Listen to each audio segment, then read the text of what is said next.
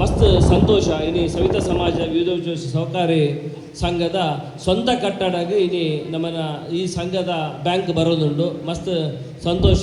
ಸುಮಾರು 12 ವರ್ಷ ಪಿರ ಒಂಜಿ ಯೋಜನೆ ಬೊಕ್ಕ ಯೋಚನೆ ದೀದು ನಿಗಲ ಹಿರಿಯರ್ನಗಳು ಈ ಸಂಘನ ಶುರು ಮಲ್ದೇರ ಅವೇನು ಕಾಯ ವಾಚ ಮನಸ್ಸ ನಿಗುಲ ನಾಡೋಪ ಒಂದು ಬರ್ರಬಹುದು ಇನಿ ಈ ಹಂತ ಉಂಡು.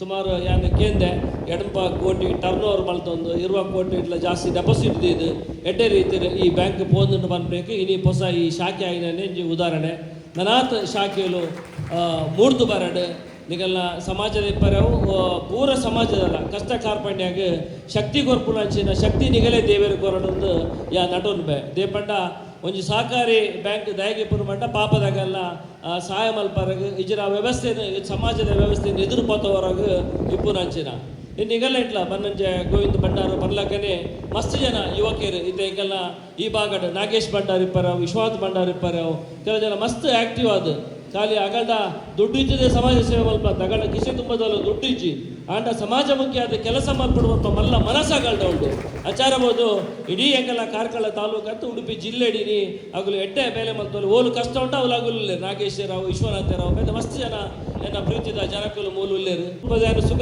ನೂದು ಕೊಟ್ಟಿದೆ ಅಡಿச்சு ಆಚಾರವು ದುಡ್ಡು ಮಾತ್ರ ಇಂಪಾರ್ಟೆಂಟ್ ಅಂತ ಮನುಷ್ಯಗೆ ಮನುಷ್ಯತ್ವ ಇಂಪಾರ್ಟೆಂಟ್ ಎಡ್ಡೆತನ ಇಂಪಾರ್ಟೆಂಟ್ ಮನ್ಮೇಕ ಗೋಪಾಲ್ ಭಂಡಾರಿ ಈ ಸಮಾಜಕ್ಕೆ ನಿದರ್ಶನ ಮನ್ಪೇನು ದೇಪಂಡ ಅವೇನು ಏಪಲ್ಲ ನಮ್ಮ ನೆನತೊರಡು ಅವನಿಗೆಲ್ಲ ಸಮಾಜ ತಿಕ್ಕುತ್ತಲ್ಲ ಬಾರಿ ಮಲ್ಲ ಹೆಮ್ಮೆ ಅವೇನು ಆರು ಪೋನಾಗಲ್ಲ ಹಚ್ಚೇನೆ ಅವೇ ರೀತಿ ಬುಡ್ದು ಬೋತಿರು ಏಪಲ್ಲ ಪ್ರತಿ ಒಂಜಿ ಮನುಷ್ಯಲ ಅದ್ರ ನೆನಪದಿವನ್ನ ಹಚ್ಚಿನ ಶಕ್ತಿನ ಮಲ್ಲ ಈ ಸಮಾಜ ಕೊರದು ಬೋತಿರು ಖಂಡಿತ ಆರ್ನ ಒಂಜಿ ಮಾರ್ಗದರ್ಶನ ದುಮ್ಮದು ರಂಡಿಗಳು ಪನ್ಲಾಕ ಸಮಾಜ ಸೇವೆ ಅಲ್ಪ ಅವಕಾಶ ದೇವೇರು ಕೊರುವೇರು ನಮ್ಮ ಸಮಾಜ ಸೇವೆಗೆ ಬರ್ನಾಗ ನಮ್ಮ ಅವ್ಯವಡು ಒಂದೇ ಓಡು ಅಲ್ಲ ಬೈದನತ್ತು ಅವು ತಾದಿರು ಹೆಚ್ಚ ಹೋಗ್ಬಿಡ ಅಂಚ ಪೋಂದಿಪ್ಪುನು ಅದು ನಮ್ಮ ಎಡ್ಡೆ ಮಲ್ತ ಪೋಯಂದ ಅವಕಾಶ ಏಪಲ್ಲ ತಿಕ್ಕೊಂಡು ದುಮ್ಮದು ರಂಡಿ ಈ ಬ್ಯಾಂಕ್ ಲಂಚನೆ ಉತ್ತರೋತ್ತರ ಅಭಿವೃದ್ಧಿ ಅವಡು ಖಂಡಿತ ನಿಗಲ್ ಮಲ್ಪನ ಪ್ರತಿ ಒಂಜಿ ಬೇಲೆಡು ನಿಗಲ ಇಟ್ಟಲ್ಲ ಯಾನ್ ಏಪಲ ಇಪ್ಪೆ ಪನ್ನ ಪಾತಿರೋ ಪನೊಂದು ಮಾತಿರಲ್ಲ ಒಂದಿಸದನ್ನ ಪಾತಿರುವಂತೆ. ಜೈ ಹಿಂದ್.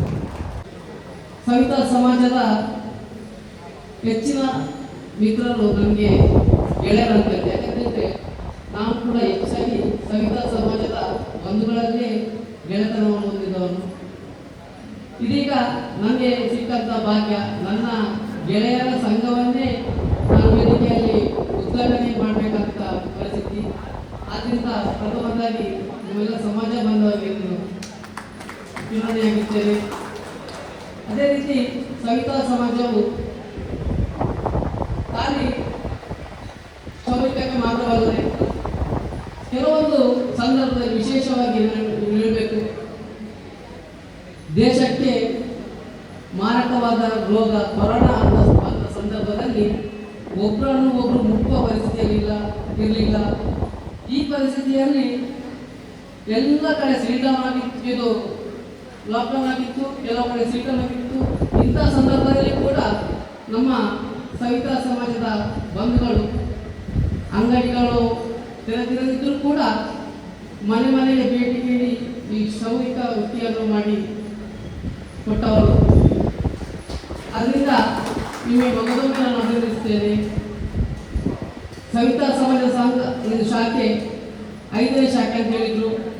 ಕಾಪು, ಬ್ರಹ್ಮಾವರ, ಕಾರ್ಕಳ ಹಾಗೂ ಉಡುಪಿಯಲ್ಲಿ ಇದು ಕಾರ್ಯನಿರ್ವಹಿಸಿ ಅಂತ ಹೇಳಿದರು. ಆದರೆ ಇನ್ನು ರಾಜ್ಯವ್ಯಾಪ್ತಿ ನಿಮ್ಮ ಶಾಖೆ ಹೊರಡಲಿ. ಈ ಒಂದು ಶಾಖೆಯಿಂದ ಸಾರ್ವಜನಿಕರಿಗೂ ಸಮಾಜ ಬಾಂಧವರಿಗೂ ಒಳ್ಳೆಯದಾಗಲಿ ಅಂತ ಆಶಿಸ್ತಾ 8 ವರ್ಷದಿಂದ ಸವಿತಾ ಸಮಾಜವನ್ನು ಸುಭಾಷ ಸಹಕಾರಿ ಸಂಘ ಕಟ್ಟಲಿಲ್ಲ ಅಂತ ಹೇಳಿದ್ರೆ ಆರ್ಥಿಕವಾಗಿ ಅಥವಾ ಸಾಮಾಜಿಕವಾಗಿ ಒಂದು ಶಕ್ತಿ ಕೇಂದ್ರವಾಗಿ ಬೆಳೆಯಲು ಸಾಧ್ಯ ಇರಲಿಲ್ಲ.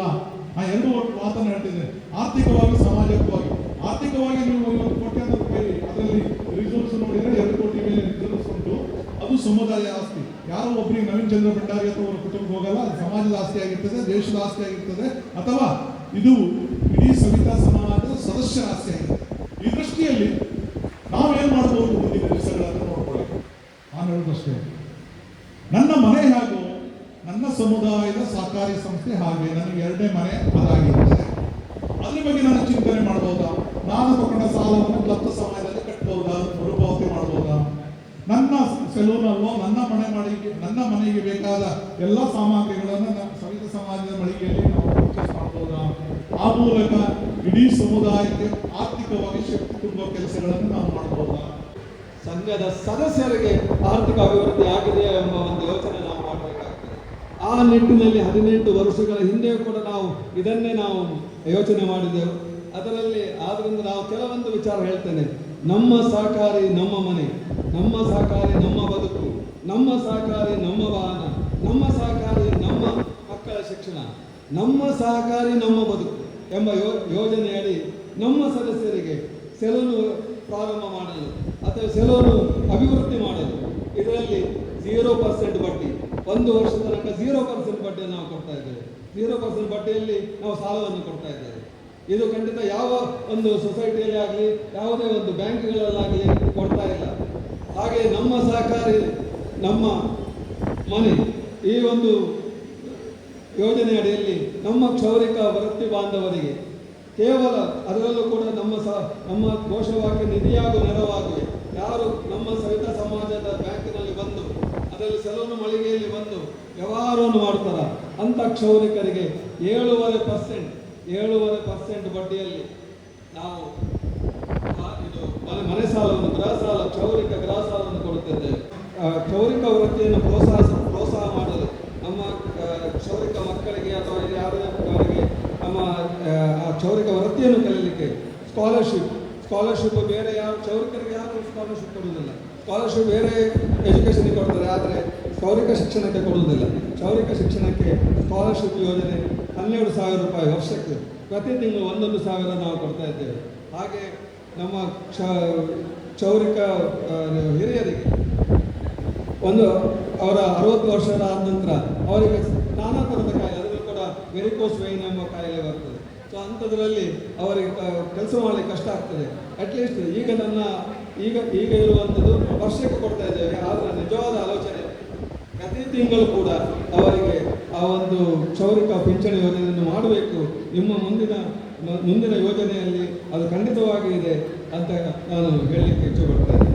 ಬೇಜಾರಾದ್ರೆ ಎಲ್ಲ ಕಲಾಕಾರರಿಗೆ ಪ್ರಶಸ್ತಿ ಕೊಡ್ತಾ ಇದ್ದೀರಿ ಸರ್ಕಾರ. ಆದರೆ ಸ್ವಾತಂತ್ರ್ಯ ಬಂದು ಇಷ್ಟು ವರ್ಷ ಆಯಿತು, ಚಿನ್ನದ ಕೆತ್ತನೆ, ಮರದ ಕೆತ್ತನೆ, ಕಬ್ಬಿಣದ ಎಲ್ಲರಿಗೂ ಪ್ರಶಸ್ತಿ. ಹಸಿ ಮುಖ ನಿಮ್ಮ ಸಣ್ಣ ಮಗುವಿಂದ ಚಟ್ನಿ ಹಾಕ್ಲಿಕ್ಕೆ ಆಗ್ದಲ್ಲಿಂದ ಮಾಡ್ಕೊಂಡು ಬಂದಂಥ ಸಮಾಜ ಮಸಣಕ್ಕೆ ಹೋಗುವವರೆಗೂ ನಾವು ಮಾಡ್ತೇವೆ. 13ಕ್ಕೆ ಬೇಕು, 14ಕ್ಕೆ ಬೇಕು, ಉಪನಯನ ಮಾಡಲಿಕ್ಕೆ ಬೇಕು. ಆದರೆ ಈ ಸಮಾಜಕ್ಕೆ ಒಂದು ಪ್ರಶಸ್ತಿ ಜಿಲ್ಲೆಯಲ್ಲೋ ರಾಜ್ಯದಲ್ಲೋ ಕೊಡ್ತಿದ್ದಂಥ ದುರಂತ ನಮ್ಮ ಸಮಾಜಕ್ಕೆ ಶೋಷಣೆ ಆಗ್ತಾ ಇದೆ. ನಮ್ಮನ್ನು ಮೂಲೆಗುಂಪು ಮಾಡ್ತಾ ಇದ್ದಾರೆ. ದಯವಿಟ್ಟು ನೀವು ಇದನ್ನು ಸರ್ಕಾರ ಗಮನಕ್ಕೆ ತಂದು ರಾಜ್ಯೋತ್ಸವ ಪ್ರಶಸ್ತಿ ತಗೊಳ್ಳೋ ಉಡುಪಿಯಲ್ಲಿದ್ದಾರೆ ತಾಕತ್ತು ಪ್ರತಿಭಾವಂತರಿದ್ದಾರೆ, ಅಂಥವ್ರು ಗುರುತಿಸಿ ದಯವಿಟ್ಟು ನಿಮ್ಮ ಕಿವಿಗೆ ಗಮನ ತಂದಿದ್ದೇನೆ. ಈ ವಾರದಲ್ಲಿ ಮೀಟಿಂಗ್ ಉಂಟು. ಉಡುಪಿ ಜಿಲ್ಲಾ ಸವಿತಾ ಸಮಾಜ ನಿಮ್ಮ ಗಮನಕ್ಕೆ ಒಂದು ಕ್ಯಾಂಡಿಡೇಟನ್ನು ಆಯ್ಕೆ ಮಾಡಿದೆ. ನೀವು ಆ ಸಂಘ ಆಯ್ಕೆ ಮಾಡಿದಂಥ ಒಬ್ಬ ವ್ಯಕ್ತಿಗೆ ಈ ವರ್ಷ ಜಿಲ್ಲಾ ಪ್ರಶಸ್ತಿಯನ್ನು ಕೊಡಬೇಕಂತ ಇಲ್ಲಿ ಬೇಡಿಕೊಳ್ತೇನೆ.